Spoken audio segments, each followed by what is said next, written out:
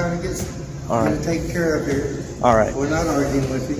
It sounds like you're trying to tell me what I can and can't do, man. This is supposed to be America.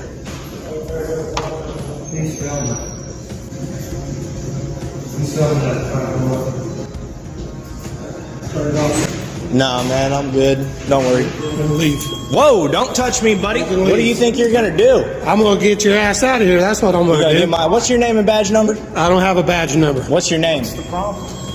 You're not filming. You ready for a battery charge? Let's go.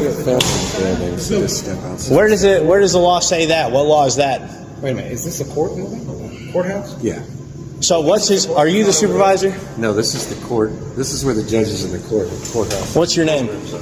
Officer Borf, you can leave. Officer what? Borf, you can leave. Boruff, B-O-R-U-F-F. That's right. Okay, if I'm free to leave, I'm free to stay, buddy. No, you're not. Which has the court. When I'm telling you to leave, you need to Okay, leave. so hey, The video opens inside the Bloomington Justice Center, where officers immediately display an aggressive attitude toward a man simply exercising his right to film in a public building.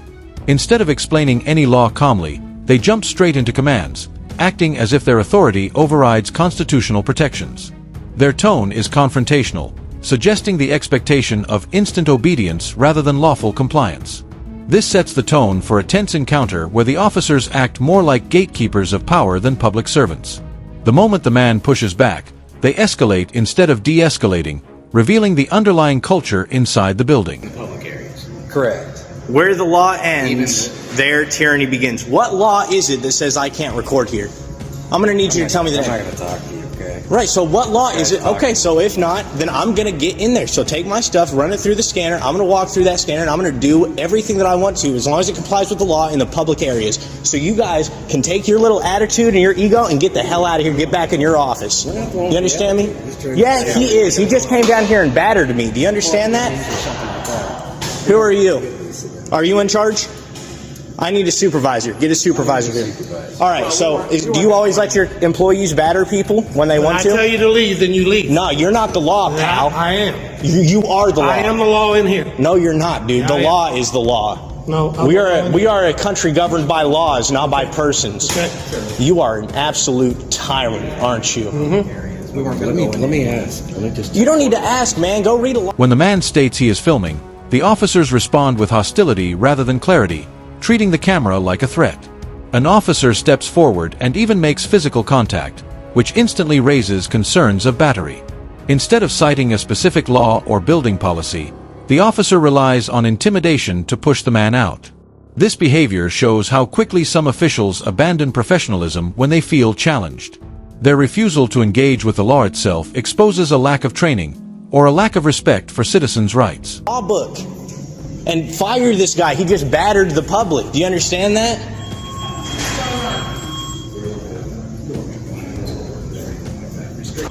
Okay, in the building, you cannot film anything in a courtroom. You cannot stand in the hallway and point the camera into a courtroom. It is not allowed. That's by state statute. Don't worry. I know the laws. I comply with the laws. This guy just battered me. Do you know what the statute is for battery? Unwanted, offensive, physical contact. I just told him I don't consent to being touched, and he touched me. When So I tell you to leave, you leave. no.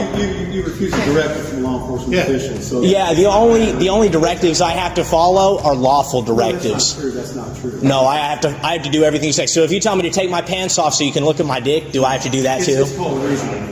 Okay, so if it's a reasonable request, you do have to. No, it's called lawful orders. And if it's not a lawful order, all right, yeah, no, you're dismissed. You misunderstand the law. Comply with the rules, basically. I have to comply with the law. The confrontation escalates when the officer openly admits he has no badge number, showing a concerning disregard for transparency. The man asks for a lawful justification for the order to leave, but the officers cannot provide one. Their only answer is force, attitude, and the belief that, because we said so, is enough. This is exactly why auditors and activists exist, to highlight situations where power is used without accountability. The officers' refusal to explain anything only reinforces the idea that they expect compliance, not understanding. Oh, hey, shut up, buddy. Go ahead and get back in your office. Stop a minute. Hang on. So this Yeah. 1% time. Shh. This guy's he's got a big ego just like this guy. Hang tight. I'll see if we can let. Hey, you can let me in. I'm not breaking the law. Just take time. I'll be right back. This is discrimination, is what this is. Actually, what it is, it's, you're being disruptive and you're blocking. Nobody's being disruptive, buddy. He came down here and touched me. I didn't consent to it. I heard you upstairs, you're being disruptive. If he's touching me, I'm going to tell him to stop touching me. Do you get that? What if I come over and start grabbing you all over? Is that okay? Go ahead You and cool put with your that? hands on. Exactly. What's going to happen if I put... What happens? What happens if I put my hands on you? We're not violent. Hey, de-escalate. De-escalate. That's exactly. Yeah, because you guys are violating my rights. I have a right to get into this building. As the man continues asserting his rights, the officer's frustration grows, exposing how little patience they have for informed citizens. A supervisor eventually arrives, but even he fails to address the central issue, the unlawful physical contact. Instead of correcting his officers, he immediately sides with them, claiming that any directive they give must be followed regardless of legality. This dangerous mindset undermines the entire concept of a constitutional republic. The man rightly challenges this stance, pointing out that unreasonable or unlawful orders do not deserve compliance. All right, that's why I'm going to argue with everybody, because I've got a right to get into this building, and you guys are discriminating against me because I'm performing a First Amendment protected activity. So why don't you get your act together, read a law book before you go laying your hands on people, you clown. Look at you in that little clown costume. Usable area is a public area, and you're being disruptive. Oh, is that right? Yeah, the First Amendment, it doesn't apply in here. The freedom of speech, it stops at that door. What am I going to be held in? Contempt of cop? You're okay to do whatever you want, just as long as it's reasonable. Yeah, as long as it's lawful. As long as it's lawful. You cross the line of reasonable. No, I am allowed to do whatever I want as long as it's lawful. As long as do you get that? As long as you're reasonable. No, because you get to interpret what you think is reasonable. That's why we have laws. Do you get that? That's not true. So, who interprets what you think is reasonable? So you're the expert. I know. I'm allowed to follow the law. You're probably the expert. Maybe you should be sitting up on the bench there. I should probably be there because you clowns don't follow the law, obviously. You're getting a... The officers attempt to justify their behavior by referencing courtroom restrictions, but the man clarifies that he is only filming common public areas. Despite this, they continue acting as though the entire building is off-limits. Their confusion between courtroom rules and public space rights shows either ignorance or intentional misrepresentation. The man pushes back with legal definitions of battery and constitutional allowances, forcing the officers into a position where their only defense is attitude. This exposes how weak their legal footing actually is. Lawsuit for battery. You should probably just walk away. You should probably invoke your right to remain silent and get the hell on out of here. Nobody wants you here. Hey buddy, name? It's Luck. Last name's Luck. L-U-C-K. L-U-C-K. Do you have an identifying number? Okay, what about you? Sorry? Number. What's your last name? Allwine. Can you spell that? A-L-W-I-N-E. Allwine, okay. Okay, awesome. Are you a lawyer, sir? Up there in the suit? This lawyer can tell you what you did was illegal. No. Like the clerk's office. Yeah. In there. As far as I know, the clerk's office. You guys checking that girl out? Checking that young lady out? Checking out, so he's going to come down here and talk to you next. Okay. That's fine. Do you know what that means, where the law... The tension softens briefly when a Commer officer explains the actual rule, that filming inside courtrooms is prohibited, but hallways are generally allowed. This highlights the difference between trained de-escalators and ego-driven enforcers. However, the earlier officer still refuses to apologize for touching the man, proving that ego often trumps accountability. The administrator attempts to settle things, but the damage is already done. The incident reveals how inconsistent enforcement is, heavily dependent on which officer you happen to encounter. Ends, their tyranny begins. Okay, what does it mean? Do you know? Why is it that you are here trying to take control and be in charge? I wasn't trying to take control of anybody. You're not in charge here, buddy. This is a government office. More authority than you, my No, you don't. I could put him under citizen's arrest right now if I want have more to. authority than you do. What? How do you get more authority than me? Who died and did God bestow you upon it?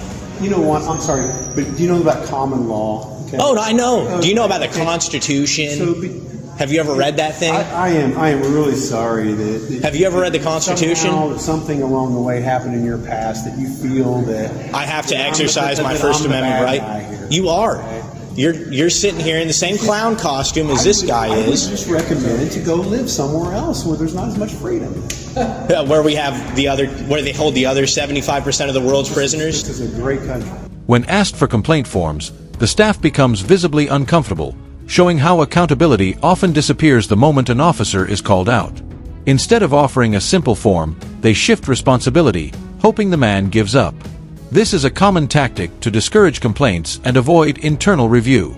Meanwhile, the officers linger nearby, monitoring him as if he is the problem rather than the victim of unwanted physical contact.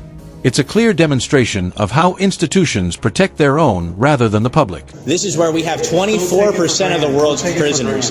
Don't take it for granted. Don't take your job for granted. Ukraine right now, I'm being bombed, right? Okay, but I'm not. Okay, so I'm fighting for freedom here. You are allowed in the building. We do have to just keep it quiet because there's court going on in session. So as long as you're not on any courts, down the hallway, you can do in the hallway is fine. Again, like I said, just don't videotape through it.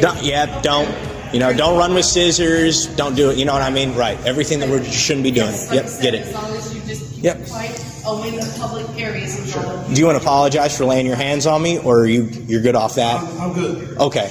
All right. Well, that's fine. So can we get a complaint form for him, or do we? Yeah. Where do we get complaint forms? You can talk to her when you go upstairs. Yeah, I'm the court administrator, so No, I just need it. You work with the sheriff's department, right? You're with the sheriff's department. I would just call it. So do we come to your Okay. office? That's fine. All I would need is As the man continues filming, the officers accuse him of being disruptive, ignoring that the only disruption occurred when they touched and confronted him. The claim of disruption becomes a convenient excuse to justify their earlier misconduct. The man calls out the difference between feelings enforcement and law enforcement, highlighting how officers often rely on emotion instead of statute. This comparison exposes a deep issue in policing culture. Many officers prioritize control over constitutionality. The irony becomes more apparent with every sentence.